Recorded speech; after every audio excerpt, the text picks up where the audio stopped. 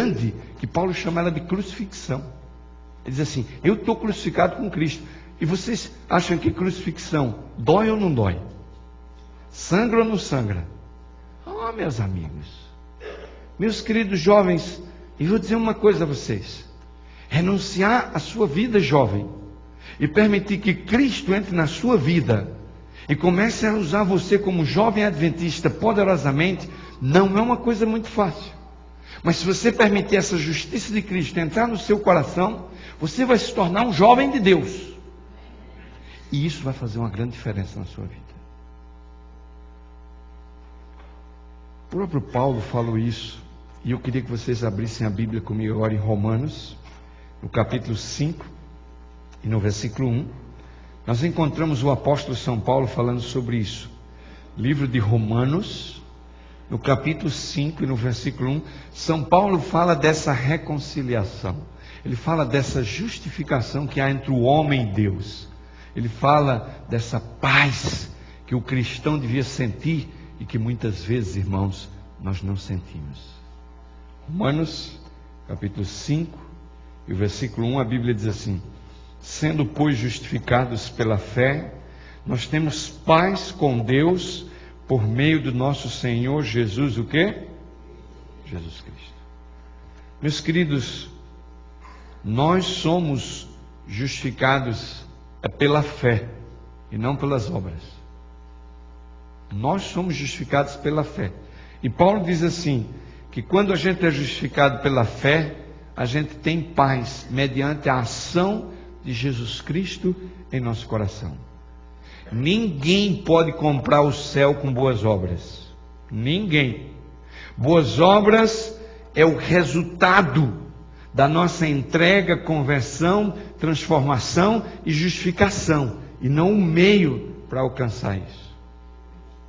Paulo até estabelece alguns conceitos que é mal entendido pelos evangélicos aí fora.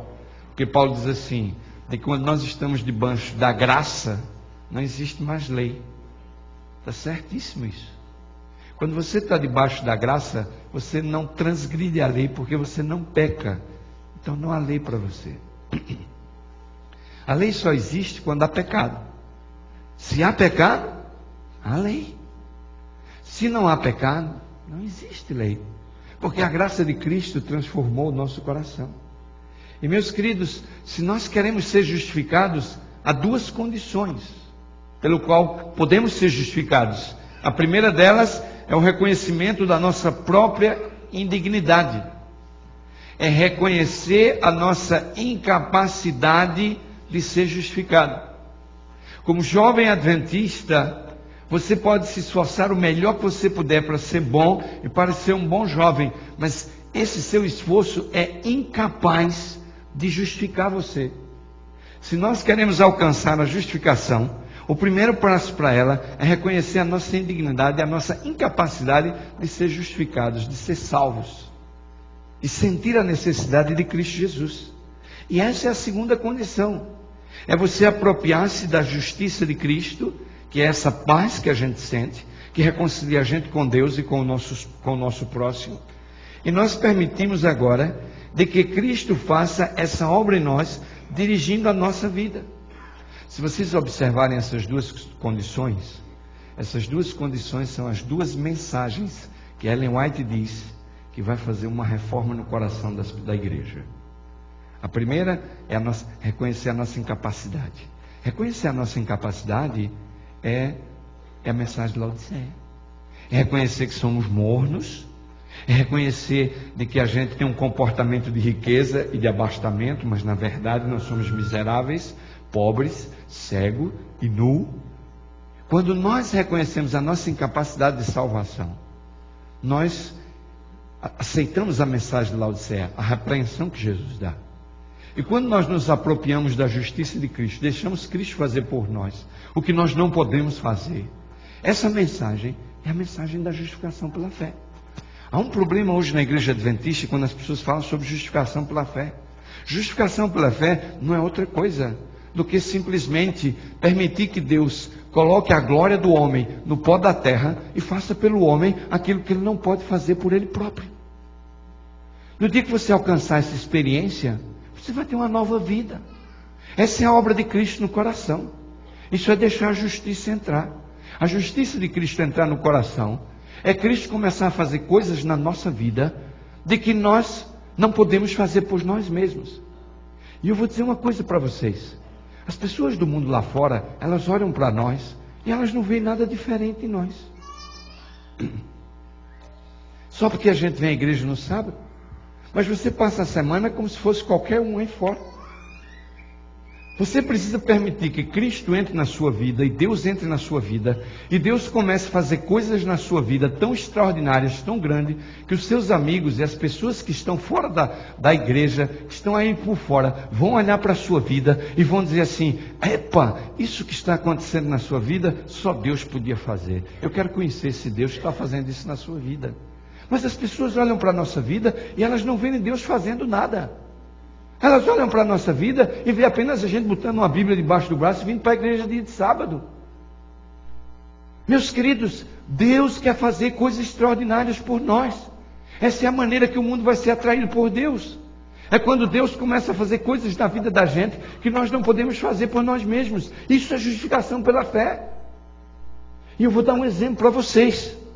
Jesus deu um exemplo em Mateus 5,6. Jesus disse assim: olha, se alguém te der um tapa na cara, você pode dar outra para levar outro tapa. Alguém aqui faz isso? É capaz de fazer isso? Porque se alguém for, eu vou dar um tapa na tua cara agora para ver se tu vai dar outra. Humanamente, nenhum cristão vai levar uma bolachada do lado direito e vai dar à esquerda. Só Jesus pode fazer isso. Jesus disse assim: amai os vossos, mas nós odiamos o nosso inimigo. É impossível você amar o inimigo, é impossível. Humanamente falando, ninguém pode amar o inimigo. Só Cristo no coração pode fazer uma pessoa amar o inimigo.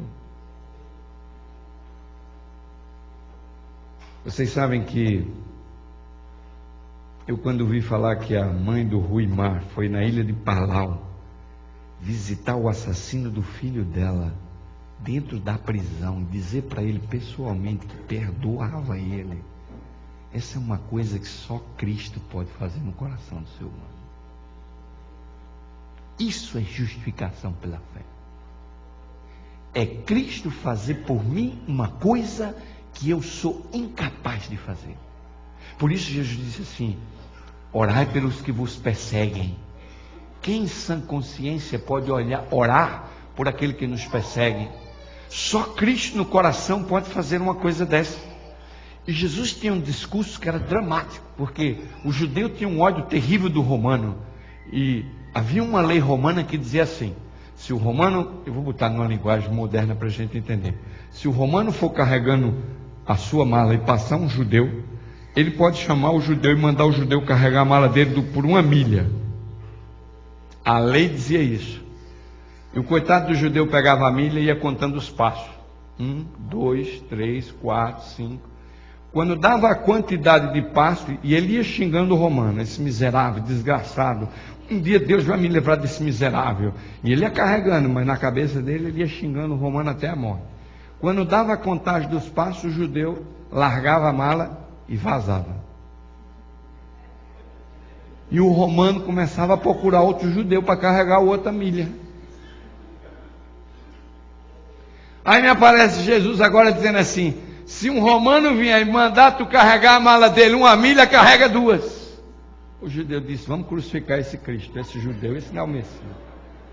Vamos crucificar esse danado aí que está falando que a gente tem que carregar a mala 2 milhas. Só podia carregar a mala do romano 2 milhas aquele que permitisse que Jesus entrasse na vida dele e fizesse a obra que ele por ele mesmo não pode fazer. Irmãos, isso é justificação pela fé. É permitir que Cristo comece a fazer coisas na nossa vida que nós não podemos fazer. Mas a única maneira da gente botar Cristo na nossa vida é a gente conhecê-lo. É a gente estudar os evangelhos. É a gente estudar o desejar de todas as nações todo dia. É a gente buscar o estudo da palavra. É a gente manter comunhão e oração. Tem que haver tempo com Deus para você conhecer a Deus, para você conhecer a Cristo.